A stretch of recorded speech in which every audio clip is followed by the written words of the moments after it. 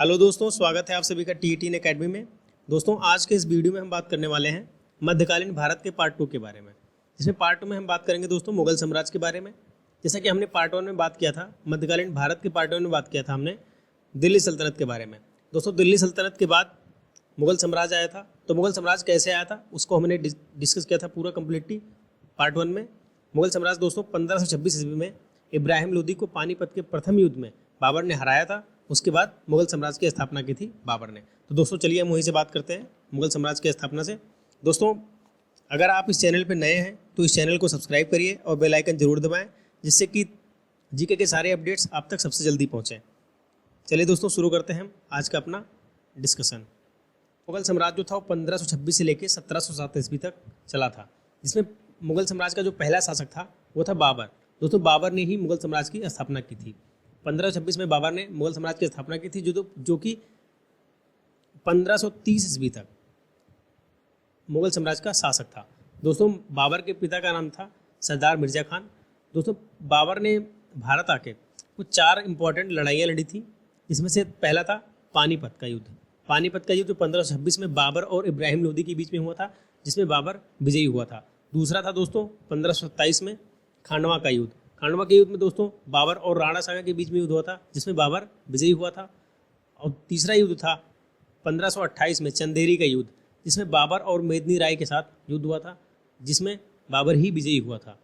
दोस्तों, 1529 में बाबर ने फिर एक युद्ध लड़ा था, जो घाघरा का युद्ध था। दोस्तों, इसमें भी बाबर और अफगानों के बीच में युद्ध हुआ था, जिसमें बाबर विजयी हुआ था।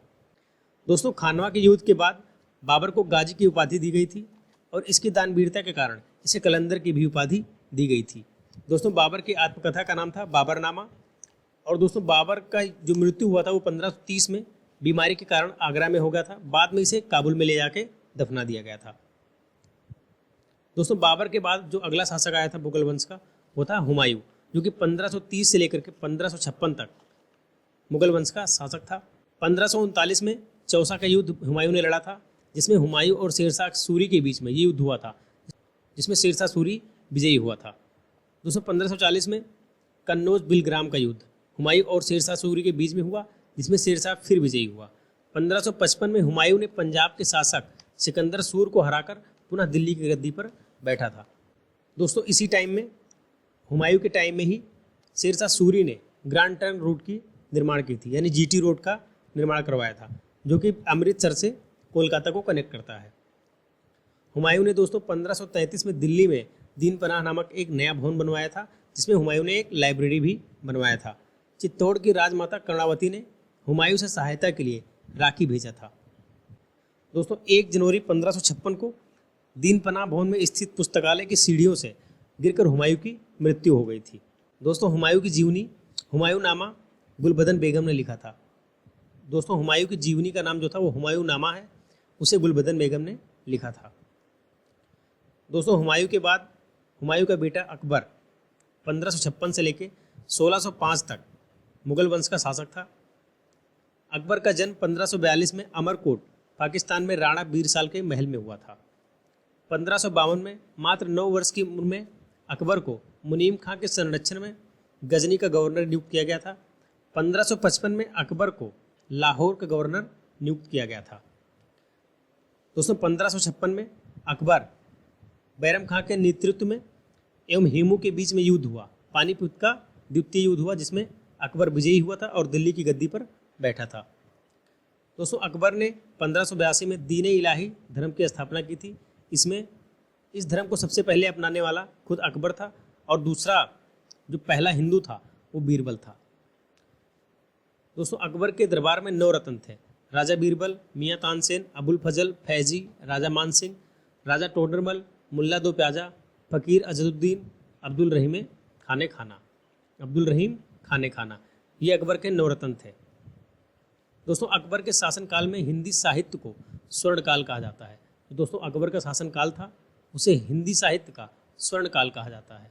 बीरबल, जिनका वास्तविक नेम महेश दास था, अकबर का प्रमुख सलाहकार था। अकबर ने गुजरात की विजय के बाद बुलंद दरवाजे का निर्माण करवाया था, जो कि फतेहपुर सीकरी में है। दोस्तों, अकबर ने गुजरात पे विजय पाने के बाद बुलंद दरवाजे का निर्माण करवाया था, जो कि फतेहपुर सीकरी में है। दोस्तों, 18 जून 1576 में हल्दी घाटी का युद्ध मेवाड़ के शासक महाराणा प्रताप और अकबर के बीच हुआ था। इसमें मुगल सेना का नेतृत्व मान सिंह और आसफ खान ने किया था। दोस्तों अबुल फजल ने अकबरनामा की रचना की थी। वो दीन इलाही का मुख्य पुरोहित भी था। अकबर ने 1564 में जजिया कर को समाप्त कर दिया था। दोस्तों ये जजिया कर क्या होता है? जजिया कर वो होता है जैसे कि हिंदू लोग अगर तीर्थ यात्रा पे जाते थे तो उस टाइम पे उन्हें कर देना पड़ता था। अपने देवी देवताओं के मंदिर पे जाने के लिए उन्हें कर देना पड़ता था। इसी को जजिया कर कहते हैं, जिसे अकबर ने 1564 ईस्वी में समाप्त कर दिया था। दोस्तों अकबर के बाद जो अगला मुगल शासक था वो था सलीम, जिसे जहांगीर के नाम से भी जाना जाता था। दोस्तों 1605 से लेकर 1627 तक जहांगीर जो था वो मुगल शासक था। दोस्तों 1611 में जहांगीर ने जालंधर के शासक को पराजित करके उत्तर भारत पर कब्जा किया था। जहांगीर के दरबार में दोस्तों captain Hawkins, sir Thomas Roe, William Finch and Edward Terry ये 4 यूरोपीय यात्री आए थे। दोस्तों जहांगीर के काल को चित्रकला का स्वर्ण काल कहा जाता है। दोस्तों जहांगीर की पत्नी का नाम मेहरुन्निसा था, जिसे नूरजहां के नाम से भी जाना जाता था। दोस्तों नूरजहां के पिता का नाम मिर्ज़ा गयास बेग था। मिर्ज़ा गयास बेग जो था वो अकबर के दरबार में ईरान से भारत आया था। अबुल हसन जो था वो जहांगीर के मुख्य चित्रकार थे। दोस्तों जो अबुल हसन था वो जहांगीर के मुख्य चित्रकार थे। दोस्तों जहांगीर के बाद जो अगला मुगल शासक था शाहजहां, जिसका नाम वास्तविक नाम खुर्रम था। दोस्तों 1627 से लेकर के 1658 तक ये अगला मुगल शासक था। दोस्तों शाहजहां ने कुछ इंपॉर्टेंट निर्माण करवाए थे, जैसे दिल्ली का लाल किला, दिल्ली का जामा मस्जिद, मयूर सिंहासन, जिसके जो कलाकार था दोस्तों वो था बादल खां। जो मयूर सिंहासन बनाया था जिसने दोस्तों वो था बादल खां। जिसका जो मुख्य कलाकार था वो बादल खां था। दोस्तों आगरा का ताजमहल, और इसका जो मुख्य कलाकार था वो था अहमद लाहौरी। दोस्तों अहमद लाहौरी ने जो था वो मुख्य कलाकार था ताजमहल का। दोस्तों मयूर सिंहासन पे सबसे पहले शाहजहां खुद बैठा था। उसके बाद एक फारस का एक लुटेरा नादिर शाह इसे लूट कर ले गया था। उसके बाद जो सबसे अंतिम में इस मयूर सिंहासन पर बैठा था वो था महमूद शाह रंगीला।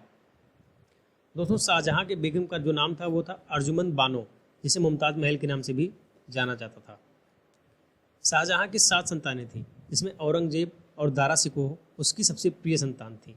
दोस्तों औरंगजेब और दारा शिकोह ने शासक बनने के लिए एक युद्ध लड़ा था, जिसे धर्मत का युद्ध भी कहा जाता है। औरंगजेब और दारा शिकोह के बीच में युद्ध हुआ था, जिसमें औरंगजेब दोस्तों विजयी हुआ था और वो गद्दी पर बैठा था। दारा शिकोह और औरंगजेब के बीच में जो युद्ध हुआ था उसे धर्मत का युद्ध भी कहा जाता है। उस युद्ध का नाम था धर्मत का युद्ध। दोस्तों शाहजहां के रत्न जड़ित सिंहासन तख्ते ताऊस में विश्व प्रसिद्ध कोहिनूर हीरा लगा था। उसे मीर रजमूला से प्राप्त हुआ था। शाहजहां के शासनकाल में स्थापत्य कला का स्वर्ण काल कहा जाता है। दोस्तों शाहजहां के शासनकाल को स्थापत्य कला का स्वर्ण काल कहा जाता है। दोस्तों शाहजहां के बाद जो अगला मुगल शासक था वो था औरंगजेब, जिसे आलमगीर के नाम से भी जाना जाता है।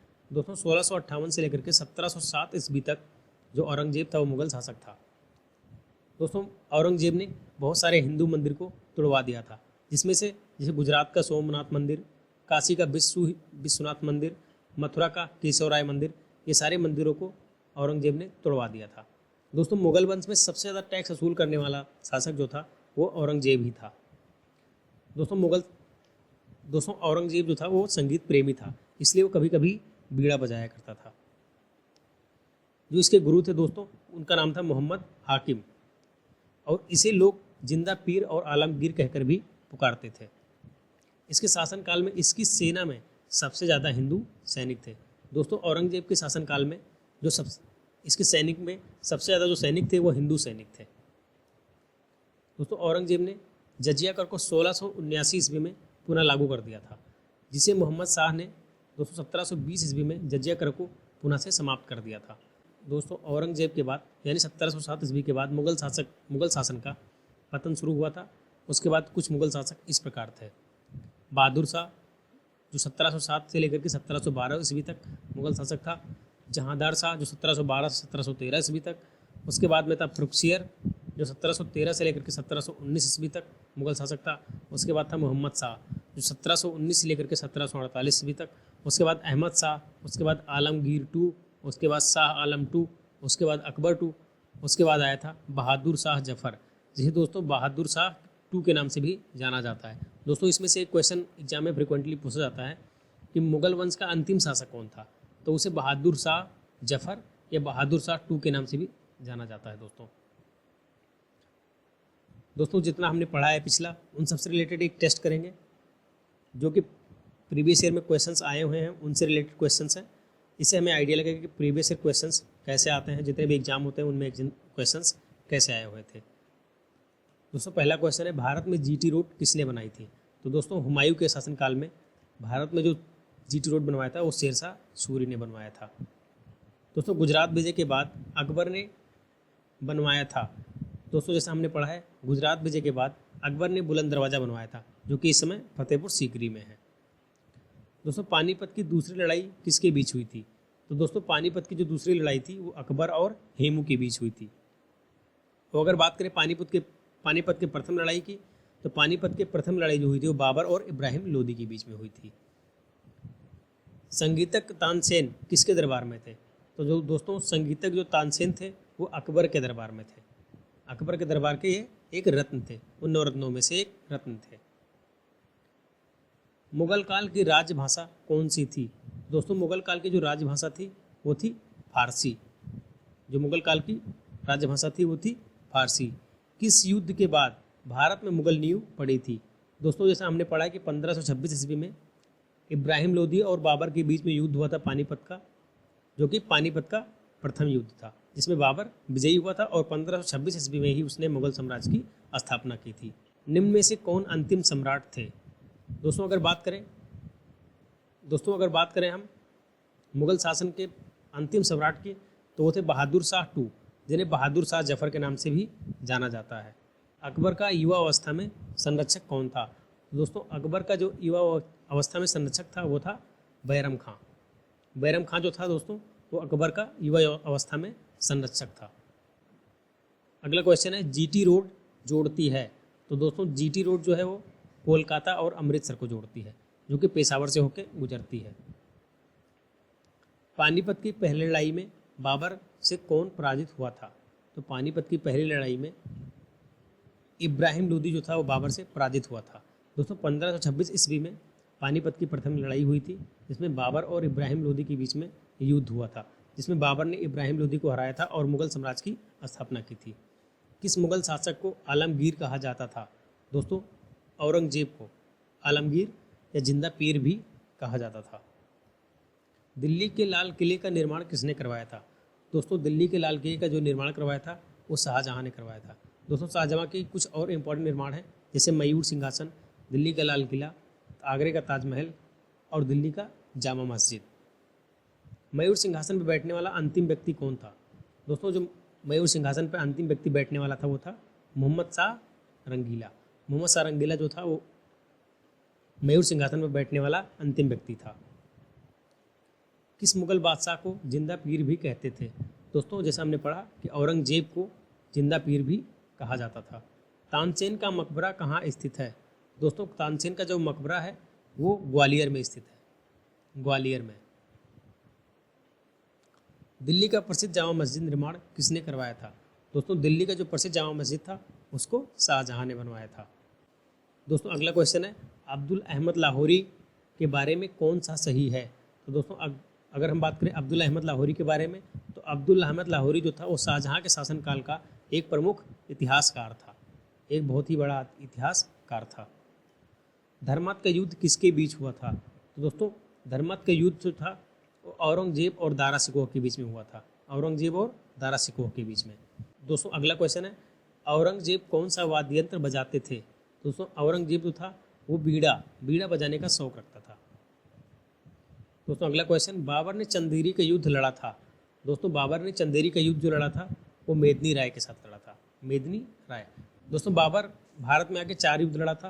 पहला था पानीपत का युद्ध, दूसरा था खानवा का युद्ध, तीसरा था चंदेरी का युद्ध और चौथा था घाघरा का युद्ध। पानीपत का युद्ध, खानवा का युद्ध, चंदेरी का युद्ध और घाघरा का युद्ध। इसमें पानीपत का युद्ध दोस्तों इब्राहिम लोदी के साथ लड़ा था, चंदेरी का युद्ध मेदिनी राय के साथ और खानवा का युद्ध राणा सांगा के साथ, और जो दोस्तों घाघरा का युद्ध था वो अफगानों के साथ लड़ा था। दोस्तों अगर आपको ये वीडियो अच्छा लगा हो तो इसे लाइक करिए, चैनल को सब्सक्राइब करिए और बेल आइकन जरूर दबाइए।